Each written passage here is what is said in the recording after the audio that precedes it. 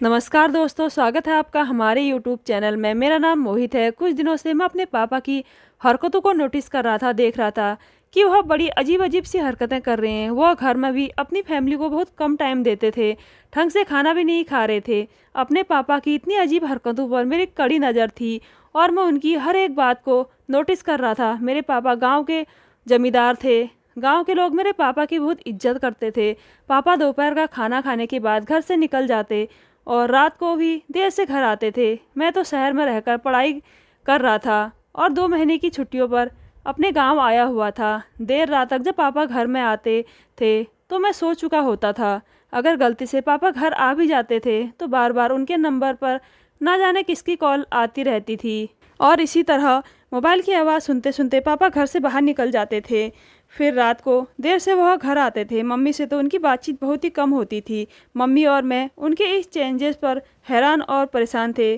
कुछ तो था जो बुरी तरह से खटक रहा था, लेकिन क्या यह हम दोनों की भी समझ से बाहर था। घर के मेंबर में तो उनकी दिलचस्पी न होने के बराबर ही रह गई थी। उनकी लापरवाही को देखते हुए मम्मी ने भी उनसे बातचीत करनी कम ही कर दी थी। मैंने दिल में ठान लिया था कि जो भी हो मैं अपने पापा के इस चेंजेस की वजह जानकर ही रहूँगा। एक दिन मैंने मम्मी से कहा कि मैं ज़मीनों पर जा रहा हूँ। मम्मी ने मुझे जल्दी से पापा का टिफ़िन तैयार करके दिया और कहा कि यह अपने पापा को दे देना ताकि मैं ज़मीनों पर जा पाऊँ और अगर मुझे पापा मिल जाए तो मैं उनको यह टिफ़िन दे दूँ।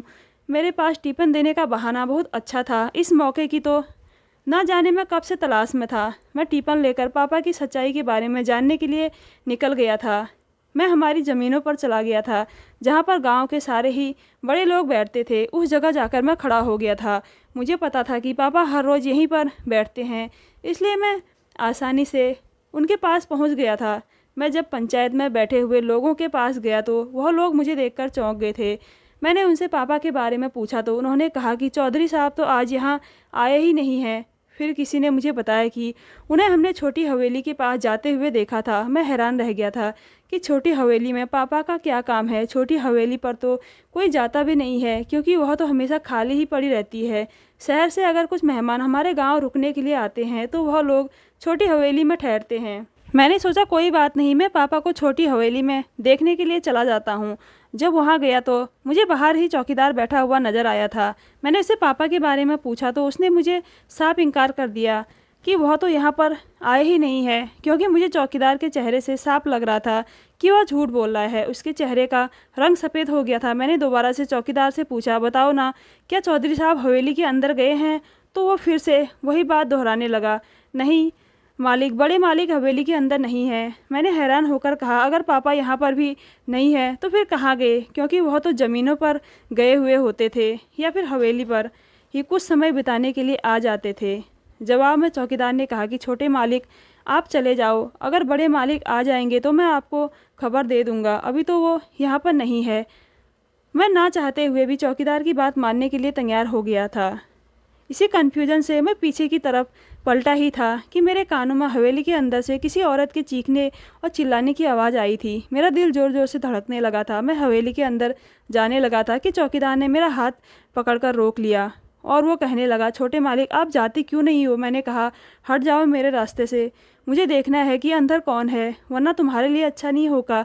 चौकीदार ने फिर भी मेरी बात को नहीं सुन रहा था। फिर मैंने उसको धक्का दे दिया और मैं हवेली के अंदर भागकर चला गया था। चौकीदार भी भागते हुए मेरे पीछे ही आया था। इससे पहले वह मुझे रोकता, मैं हवेली के ऊपर वाले पोर्शन की तरफ भागने लगा था क्योंकि चिल्लाने की आवाज़ ऊपर की तरफ से ही आ रही थी। मैं कमरे के अंदर चला गया, लेकिन कमरे के अंदर जाते ही मेरे पैरों तले से ज़मीन निकल गई थी और मेरे होशो हवास ने काम करना बंद कर दिया था। मेरी फटी फटी आंखों के सामने की तरफ देखा तो सामने का नज़ारा मुझे परेशान करने के लिए काफ़ी था। मेरे पैरों तले से ज़मीन निकल गई थी। मैंने कभी सोचा भी नहीं था कि मैं पापा को कभी इस हाल में भी देखूंगा। मुझे अपने पिता से नफरत होने लगी थी क्योंकि यह आदमी पिता कहलाने के लायक नहीं था। मैं इस मामूली से गाँव में पैदा हुआ था। मैं अपने पिता का इकलौता और लाडला बेटा था। मेरे पिता ने कभी मुझसे ऊंची आवाज़ तक में बात नहीं की थी। मेरे 2 चाचा भी थे, वह भी जमींदार थे। हम लोगों की गांव में बहुत इज्जत थी और हमारी बहुत सारी हवेलियां भी थी। हम बहुत ज़्यादा अमीर थे, हमारे पास किसी भी चीज़ की कोई कमी नहीं थी।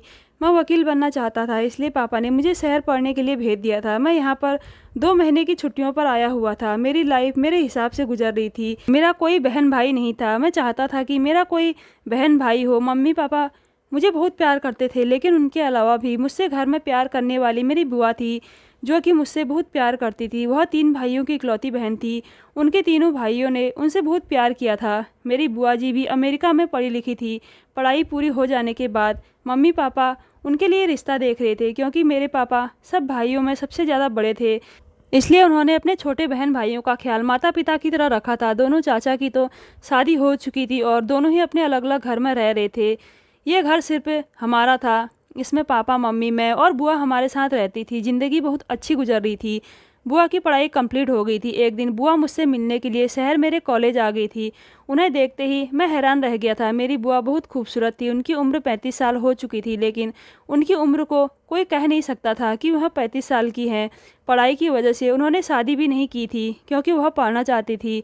हमारे गांव में लड़कियों को ज़्यादा पढ़ाने लिखाने की परमिशन नहीं दी जाती थी, लेकिन पापा ने बुआ की हर ख्वाहिश को पूरा किया था। बुआ काफ़ी दिन तक मेरे फ्लैट में मेरे साथ रहकर जाती थी। बुआ की जब पढ़ाई कंप्लीट हो गई तो फिर वह परमानेंट गांव में ही रहने लगी थी।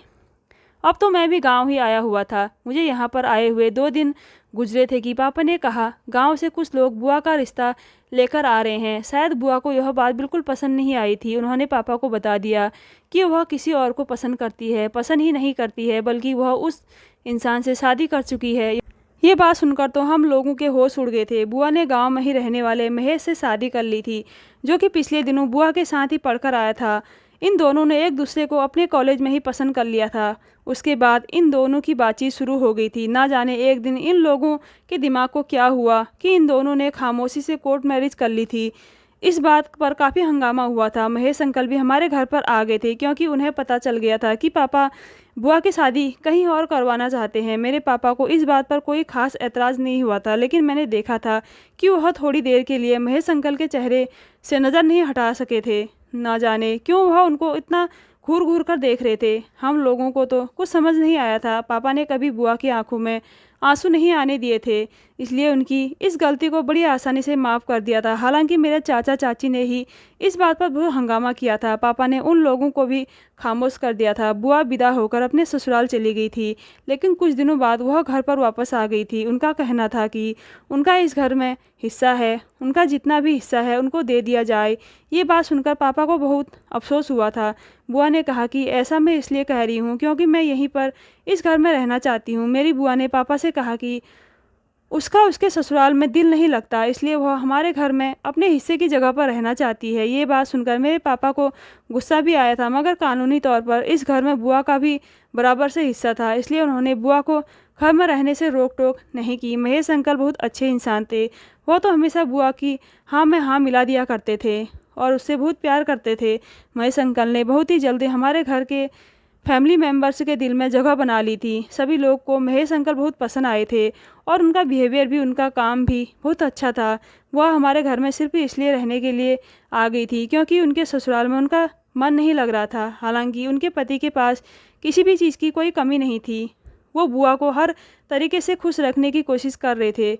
उन दोनों के बीच बहुत गहरी मोहब्बत थी। अब बुआ अपने पति के साथ हमारे ही घर में शिफ्ट हो गई थी। मैंने महसूस किया था कि पापा का बिहेवियर महेश अंकल के साथ बहुत ही गुस्से भरा था, जबकि बाकी के दोनों चाचा और चाची और साथ ही साथ उनके बच्चे भी महेश अंकल से बहुत इम्प्रेस हुए थे। हालांकि मैं भी उनसे काफ़ी इम्प्रेस था क्योंकि वह बहुत अच्छे थे। मेरी मम्मी भी महेश अंकल से काफ़ी खुश रहती थी क्योंकि उन्होंने मेरी मम्मी को अपनी बहन बना लिया था। मुझे तो बस यह बात समझ नहीं आती थी कि मेरे पापा को महेश अंकल को एक्सेप्ट करने में क्या प्रॉब्लम थी, जबकि उनके सारे घर वाले महेश अंकल को एक्सेप्ट कर चुके थे। और जब बुआ हमारे घर शादी करके आई थी, उन्होंने बताया था कि उन्होंने महेश अंकल से शादी कर ली है। तब तो मेरे पापा को कोई प्रॉब्लम नहीं थी। उन्होंने सब लोगों के सामने ऐसे रिएक्ट किया था जैसे उन्हें इस रिश्ते से कोई एतराज़ नहीं हो। महेश अंकल ने अपने अच्छे बिहेवियर से अपने ससुराल वालों के दिल में जगह बना ली थी।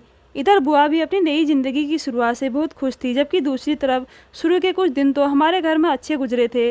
मैंने नोटिस किया था कि बुआ के सामने तो पापा महेश अंकल के साथ बहुत अच्छे तरीके से बिहेव करते थे, और उनके पीछे महेश अंकल की बातों ही बातों में खूब इंसल्ट करते थे। महेश अंकल इतने अच्छे इंसान थे कि उन्होंने इस बात के बारे में अभी तक अपनी पत्नी से कोई बात नहीं की थी। मैं तो इस बात से परेशान भी हुआ था कि इन दोनों की लव मैरिज के बीच सबसे ज़्यादा बोझ मुझे महेश अंकल पर ही लग रहा था, क्योंकि उन्होंने बुआ की खुशी के खातिर अपने परिवार वालों से भी अलग रहने की ठान ली थी। कभी वो अपनी फैमिली वालों को मनाते थे तो कभी पापा का मूड उनसे ख़राब हो जाता है। पापा ने महेश अंकल पर काफ़ी सारी पाबंदियां लगानी शुरू कर दी थी।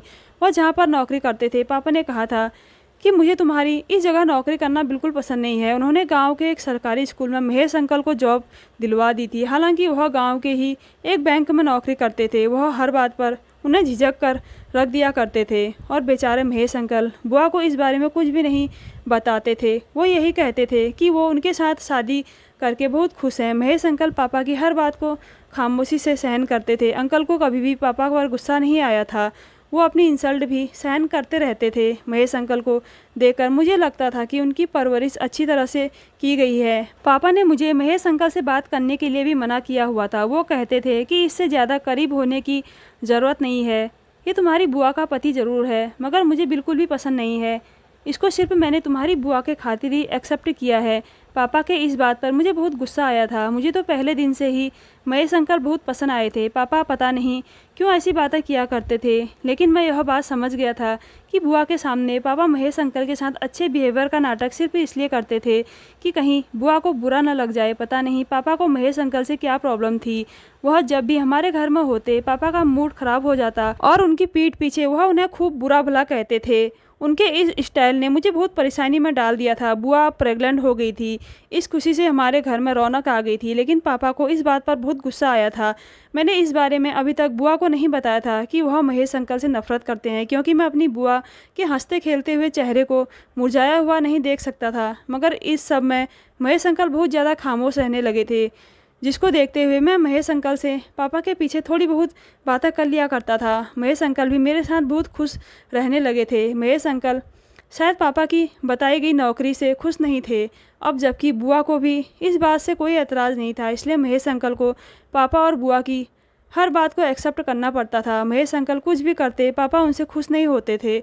और तो और उन्हें उनका हमारे घर में रहना भी बिल्कुल पसंद नहीं था। लेकिन महेश अंकल तो हमारे घर में ही रह रहे थे। पापा के लाख मना करने के बावजूद भी वह अपने घर नहीं गए थे।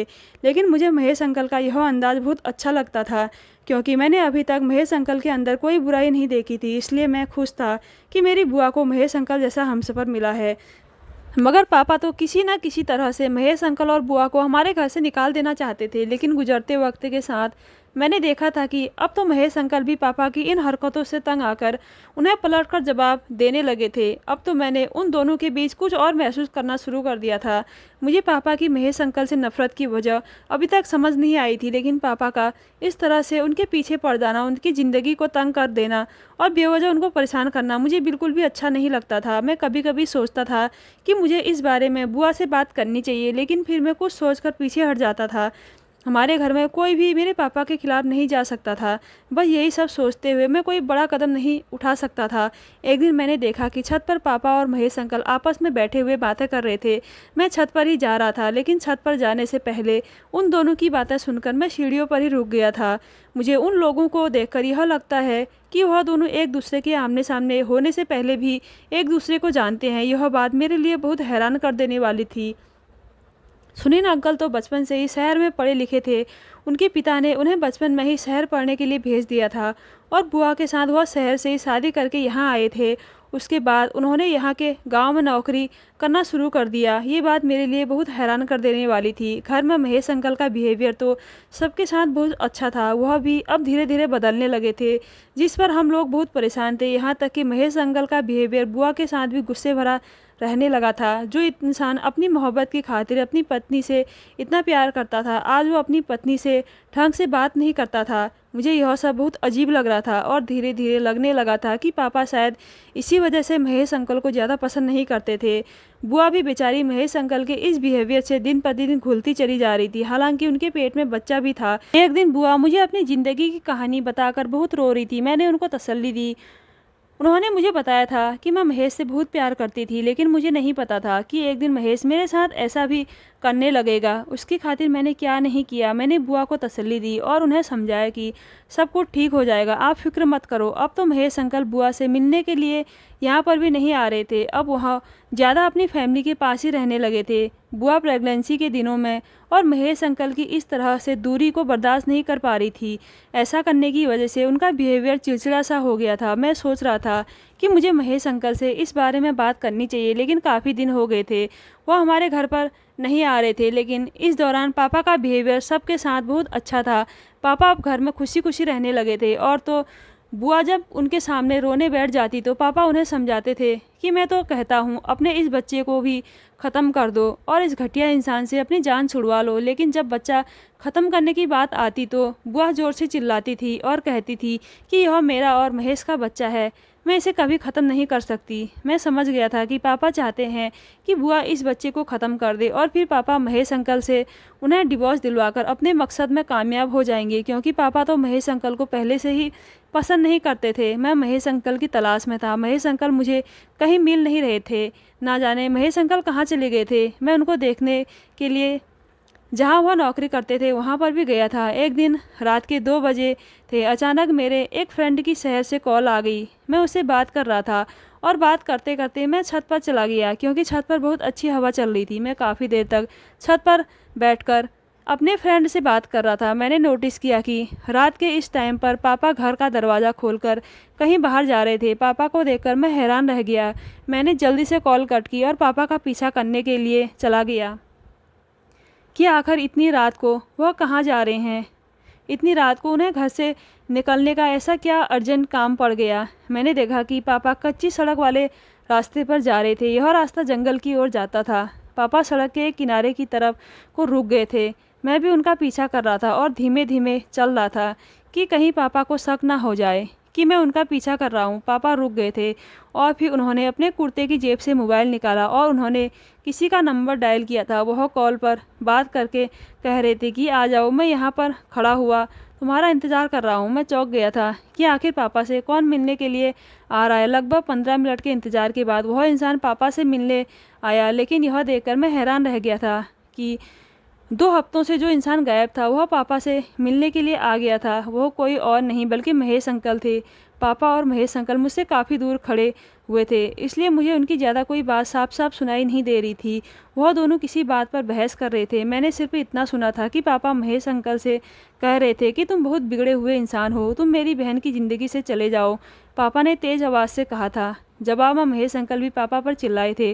उन्होंने कहा कि मैं सिर्फ आपकी बहन की खातिर ही आपकी बहुत इज्जत करता हूँ, वरना आज तक मैं किसी के आगे नहीं झुका हूँ। महेश अंकल ने कहा, आप जितने शरीफ हो यह तो मैं भी जानता हूँ। बेहतर होगा कि आप मुझे मुंह खोलने पर मजबूर मत करो, वरना दोनों का नुकसान हो जाएगा। पापा बोले, अगर तुमने मेरी बात नहीं मानी तो मैं तुम्हें छोड़ूंगा नहीं, तुम देख लेना। पापा ने बहुत गुस्से में आकर महेश अंकल से यह बात कही थी।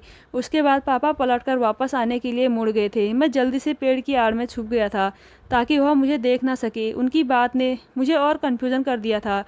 मुझे महेश अंकल के बोलने के अंदाज पर बहुत हैरत हुई थी। मैंने उन्हें कभी पापा से इस तरह से बात करते हुए नहीं देखा था। आज पहली बार उनको इस तरह से बात करते हुए देखकर मुझे अपनी आंखों पर विश्वास नहीं हो रहा था, क्योंकि अभी तक उन्होंने पापा की हर गलत बात को भी खामोशी से और मुस्कुराते हुए एक्सेप्ट किया था।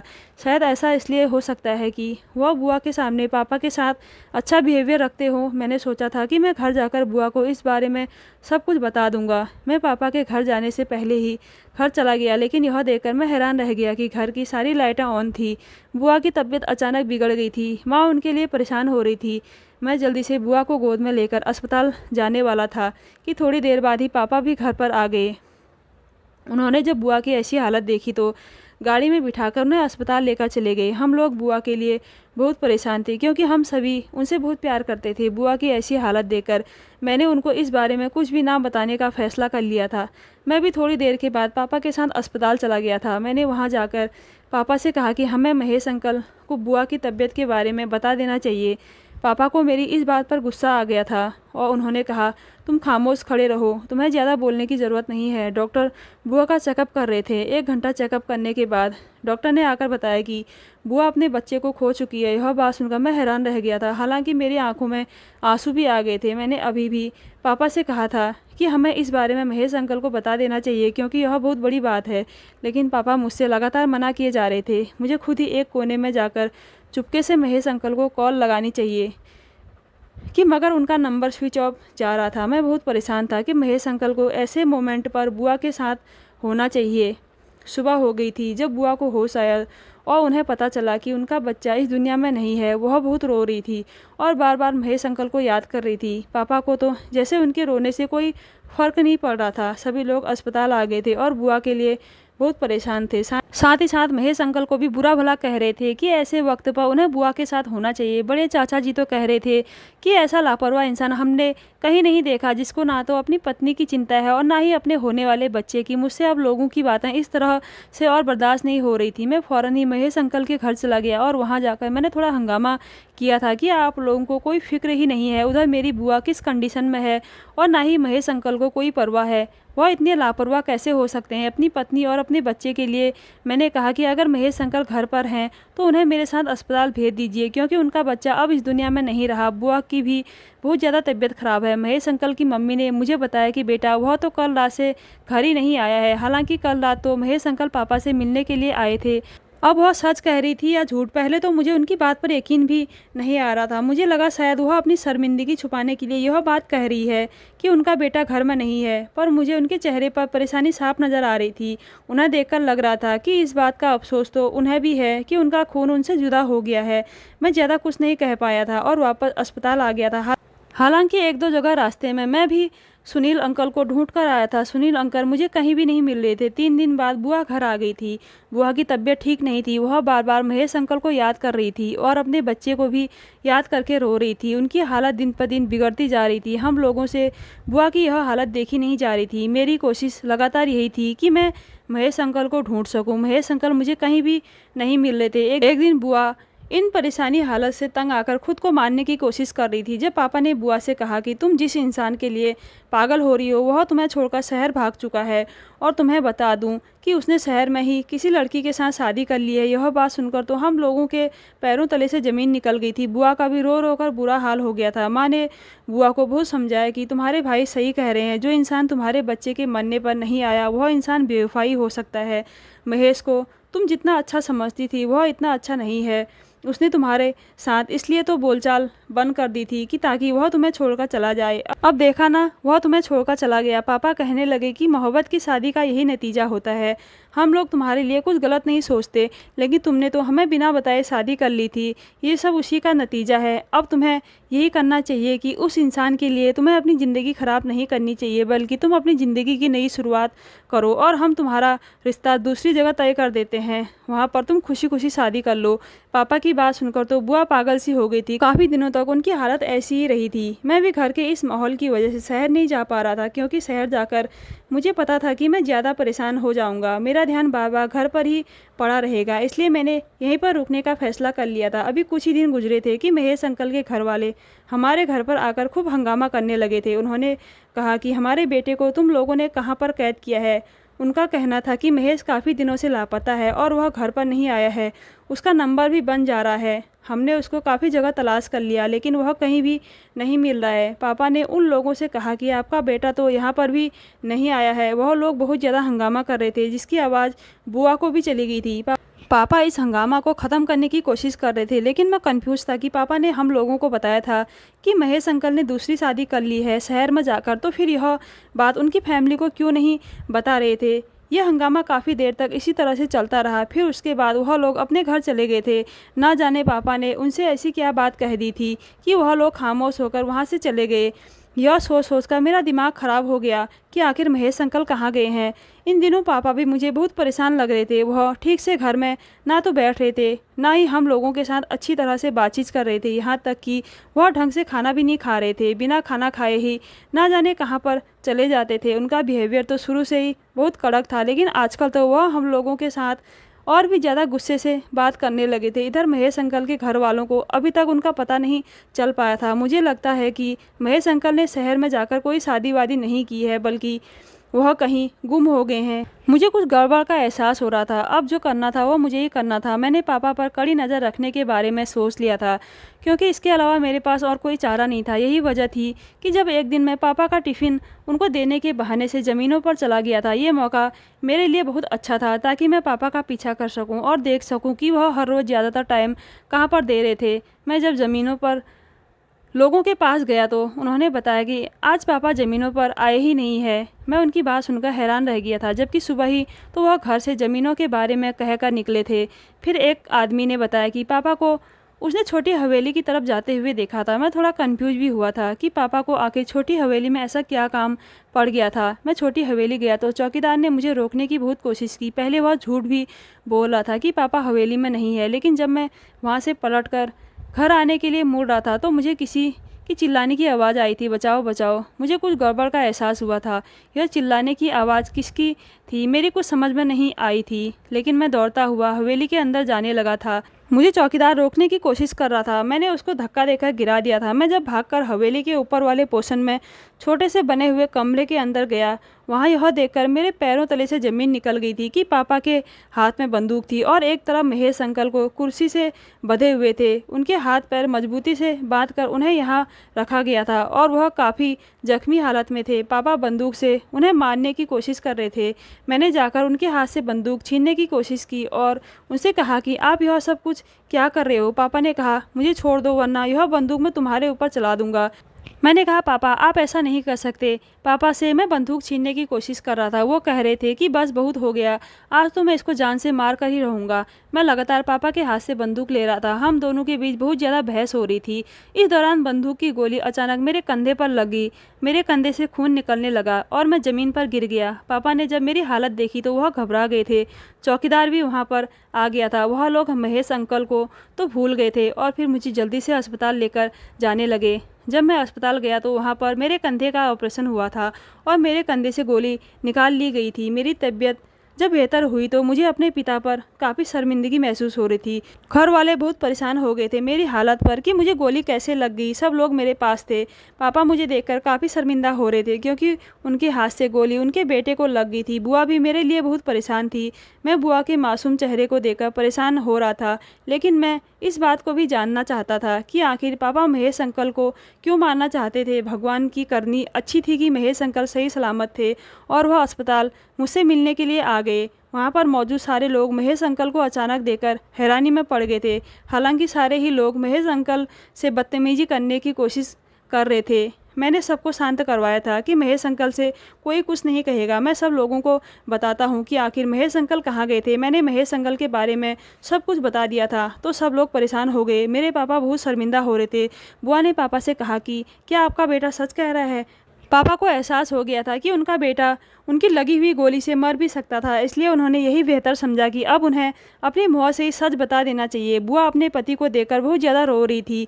पापा ने बताया कि मुझे महेश शुरू से ही पसंद नहीं था, क्योंकि अपनी जवानी में महेश का पिता और मैं इस गाँव के सबसे बड़े बदमाश थे। उसके घर का माहौल भी बहुत ख़राब था।